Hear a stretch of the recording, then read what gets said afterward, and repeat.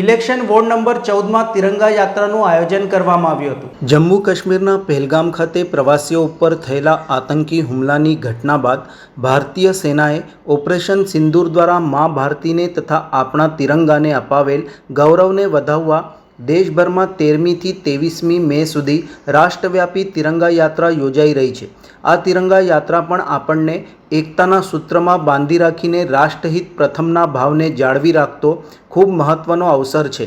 તિરંગા યાત્રા દેશની એકતા અખંડિતતા જાળવવાની સાથે સૈનિકોનું મનોબળ વધારનારી છે।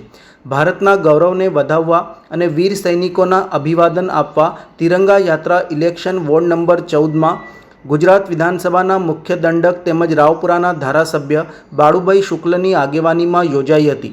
તિરંગા યાત્રામાં સ્થાનિક કાઉન્સિલરો તેમજ પૂર્વ કેબિનેટ મંત્રી રાજેન્દ્ર ત્રિવેદી સંગઠનની ટીમ, બીજેપી અગ્રણીઓ, કાર્યકરો તેમજ નગરજનો તિરંગા સાથે જોડાયા હતા। સમગ્ર માહોલ દેશભક્તિના રંગે રંગાયો હતો।